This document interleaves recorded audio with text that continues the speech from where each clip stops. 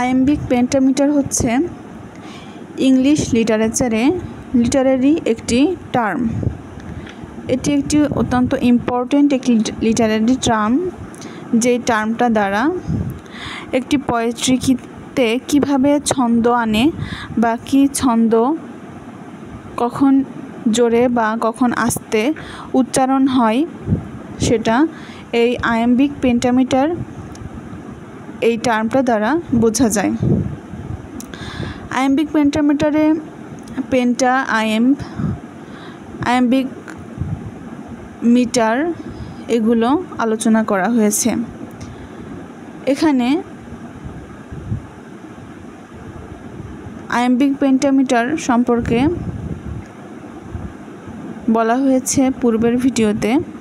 এই ভিডিওতে কিছু ছন্দ তুলে ধরা হলো।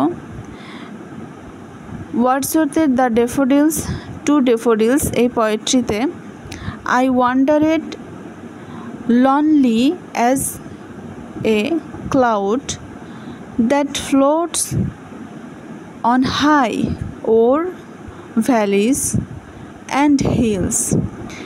এটাতে কিছু জায়গায় স্ট্রেস এবং কিছু জায়গায় আনস্ট্রেস ভাবে উচ্চারিত হয়েছে। এই যে চাঁদের মতো এই দাগটি হচ্ছে আনস্ট্রেস বোঝাবে এবং লম্বা দাগটি হচ্ছে স্ট্রেস বোঝাবে। যেমন এই স্ট্রেসগুলো বা আনস্ট্রেসগুলো সিলেবাল দ্বারা বিভক্ত হয়। যেমন ওয়ান্ডারেড, এখানে ডাইসিলেবল বা দুইটি সিলেবল আছে। ওয়ান হচ্ছে একটি সিলেবল এবং ডারেট একটি সিলেবল। প্রথমে আই এটা হচ্ছে একটি সিলেবল। আই হচ্ছে আনস্ট্রেস, যেহেতু এর উপরে চাঁদের মতো একটি দাগ আছে, এবং ওয়ান হচ্ছে স্ট্রেস বোঝাবে।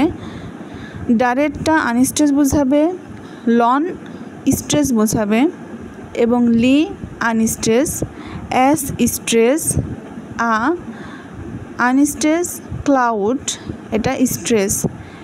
এই প্রত্যেকটি ওয়ার্ড কিন্তু 5টি ওয়ার্ড দ্বারা লেখা হয়েছে, এজন্য এখানে এগুলোকে আয়াম্বিক পেন্টামিটার বলা হয়।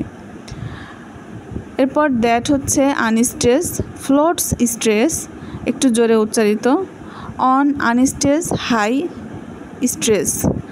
এভাবে আনস্ট্রেস দ্বারা জোরে উচ্চারণ এবং স্ট্রেস দ্বারা